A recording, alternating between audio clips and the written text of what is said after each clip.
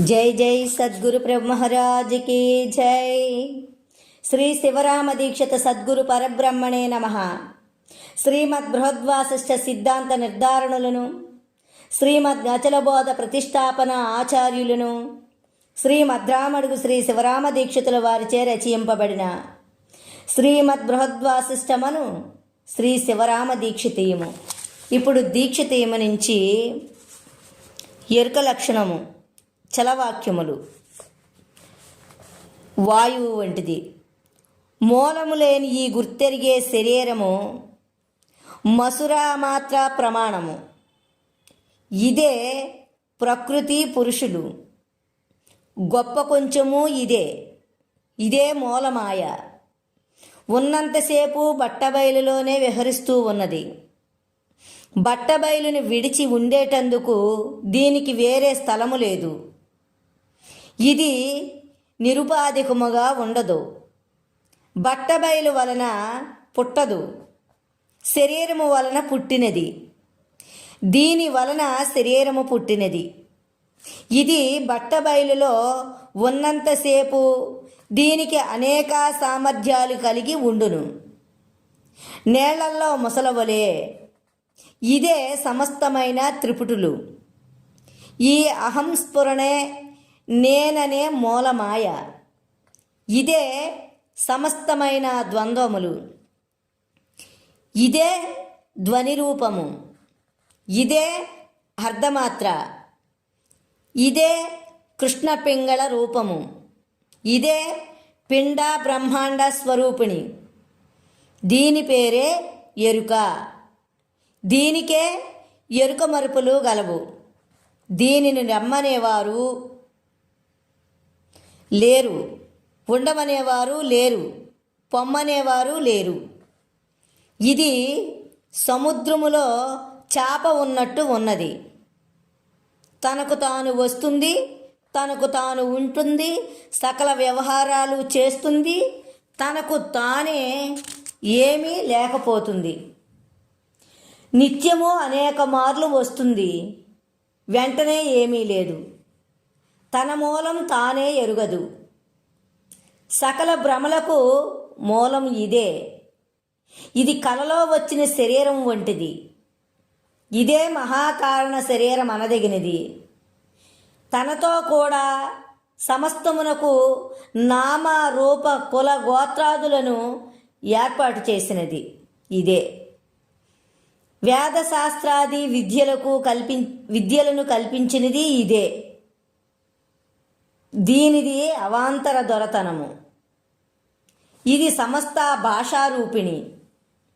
ఇది రాకమునుపు నిశ్శబ్దమే. ఇదే ప్రత్యక్ చైతన్యము. ఇదే పరమ చైతన్యము. ఇదే ఉభయ ఐక్యము. ఇదే తత్వమసి రూపము. ఇదే బ్రహ్మ అహం అస్మి. ఇదే ప్రజ్ఞానం బ్రహ్మ. ఇదే అయమాత్మా బ్రహ్మ.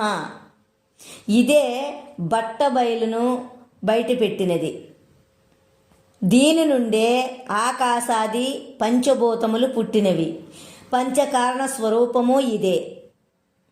తాను ఒక్కటే అయ్యి ఉంటే తనలో తానే అనేకముగా భ్రమించుచున్నది. తాను ఒక్కటే అయ్యి ఉండి తనలో తానే అనేకముగా భ్రమించుచున్నది. తనతోటే జీవేశ్వరులు, తాను లేకుంటే జీవేశ్వరులు లేరు. ఇదే స్మరణ. దీనికే స్మరణ. దీనికే విస్మరణ. నిబద్ధి పుస్తకము ఇదే చేసినది. అబద్ధాల పుస్తకము ఇదే చేసింది. గురు శిష్య బోధాస్వరూపము ఇదే.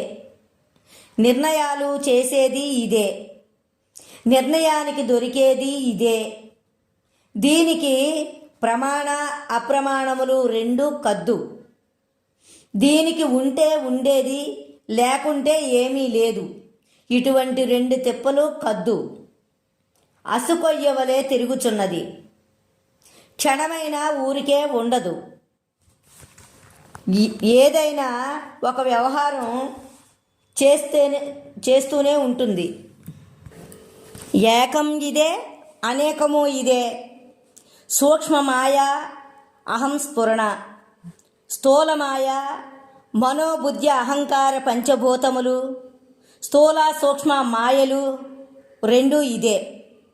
విక్షేప శక్తి సూక్ష్మదేహము, ఆవరణ శక్తి స్థూలదేహము. నేను అనే విక్షేపమే ఆవరణానికి మూలము, అనేక ఆవరణములను కల్పిస్తుంది. ఈ విక్షేప ఆవరణ శక్తులు రెండు నేననే ఇదే. అజడము విక్షేప శక్తి, జడము ఆవరణ శక్తి. జడ అజడాలు రెండు ఇవే.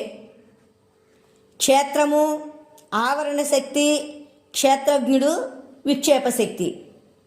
విక్షేపము పోతే ఆవరణము పోయే, ఆవరణముతోటి విక్షేపము పోదు. క్షేత్రజ్ఞులు రెండూ ఇదే. జ్ఞాన అజ్ఞానాలే క్షేత్రజ్ఞులు. దీని రాకడే ప్రపంచోత్పత్తి, దీని పోకడే ప్రపంచ ప్రళయము. సుషుప్తిని మరణాన్ని ఎరుగనిది ఇదే నడమంత్రపుది. పుట్టని చావని అచలానకు తనకు సంబంధము లేనిదే సంబంధం ఉన్నదనేది ఇదే. ఇదే సకల అబద్ధాలు ఆడేది. ఇదే చలము, ఇదే చంచల స్వభావము గలది. ఏమి చెప్పినా చెలించిపోయేదే. ఇది చెప్పిన మాటలు దీనితోటే పోతావి. ఇది చెప్పే మాటలు దీని వంటి వారే నమ్ముతారు. ఇది మధ్య వచ్చి మధ్య పోయేది. దేహమును విడిస్తే దేహికి ఉండ స్థలము లేదు. దేహి లేకుంటే దేహమును ఎరిగేవారు లేరు. వచ్చేటప్పుడు దేహి లేని దేహము రాలేదు. రాగానే దేహీ దేహాలు ఒక్కటే. ఈ రెంటికి వేరనకూడదు. ఇదే సకల వినోదములు చేసి ఏమీ లేకపోయేది.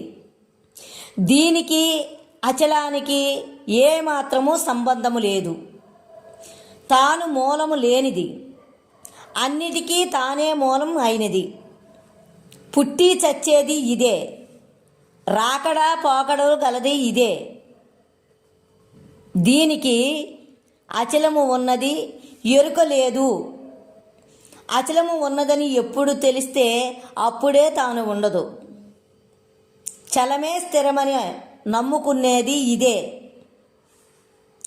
శరీరం అబద్ధం, నేను నిబద్ధి అనేది ఇదే. నేను శరీరం ఒక్కటే అనేది ఇదే. నేను వేరే, ఈశ్వరుడు వేరే అనేది ఇదే. వివేకములను నిబంధన చేసేది ఇదే. ఇది నిబద్ధి, అది అబద్ధం అనేది ఇదే. నేను నేనే అనేది ఇదే. నీవు నేను అనేది ఇదే. దేవుడు నేనే అనేది ఇదే. కన్నుల యందు ఉన్న పాపరూపమైన ఎరుక ఇదే. తనకు కారణం ఉన్నది అని భాష్యములు చేసినది ఇదే. ఈ భ్రాంతి సర్వకాలము ఉండేది కాదు. అయితే పోకనే పోవు. దీని వంటి శిష్టు లేదు, దీని వంటి భ్రష్టు లేదు. దీనికి ఏదైనా ఒక రోగము, దరిద్రము, సంపత్తి ఉన్నప్పుడు ఒక్క తీరుగా ఉండదు. క్షీణే ఏమీ లేదు, క్షణక్షణే ఏమీ లేదు. సకల మాయలు చేసినది ఇదే. దీని రాకడా పోకడా ఎవ్వరూ ఎరుగరు. తానున్నంతసేపే ఎరుక అయినా మరుపు అయినా. తాను లేకుంటే ఏమీ లేదు. దీని రాకడే స్వప్నము. గురుని చేత ఇది ఏమీ లేదని తెలిసి దృఢముతో కూడా ఇది లేకపోవటమే మేల్క. ఇది లేనప్పుడు సుషుప్తి అని మంది అన్నారు. మరణమని మంది అన్నారు. దీనికి తనకు తాను వచ్చేదే కద్దు. తల్లి కడుపులో ఉండి వెళ్ళి వచ్చేది కద్దు. ఇది ఇన్నాళ్ళు ఉంచదనే మర్యాద లేనిది. సకల క్రియలకు మూలము ఇదే, అధిష్టానము లేనిది ఇదే. దీనికి మూలము ఉన్నదని చెప్పంగానే వాడు పుట్టినవాడు చావనే చస్తాడు. దీనికి బ్రతుకు కేవల భ్రాంతి మాత్రమే. ఇది పోయిన వెనుక దీని వ్యవహారం ఉన్నదని లేదని ఎవ్వరనా, ఏమీ లేదని ఎవ్వరనా, ఈ గుర్తెరిగే శరీరమనే చంచలము చేత శరీరము ఏమీ లేదని స్మారకము వచ్చేనా సర్వకాలం అచలమే. అంటే స్ఫురణ వచ్చేనా సర్వకాలం అచలమే. శరీరం వలన పుట్టినవే అన్నీ కూడా. తన మతమునకే సమ్మతము గాని ఏ మతము నమ్మనిది ఇదే. షణ్మతములను కల్పించినది ఇదే. భూమండలమందు శరీరము లేనివారు ఉన్నారంటే నమ్మనిది ఇదే. సకల నిశ్చయములు దీనికే, సకల సంశయములు దీనికే.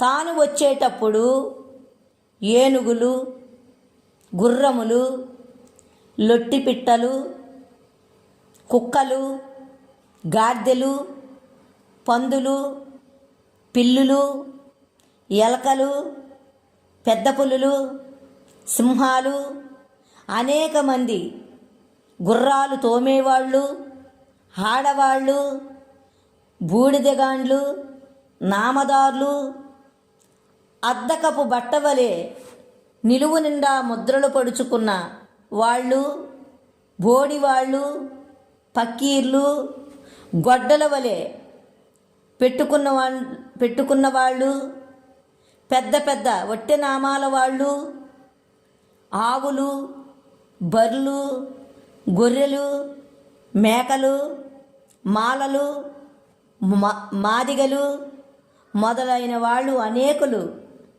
తన వలనే మూలం లేక ఎక్కడి నుండియో వచ్చి సకలమైన వ్యవహారాలు చేస్తూ పెండ్లాం పిల్లలు మనములు గలివారవలే ఉన్నట్లు తోచబడేది దీనికే.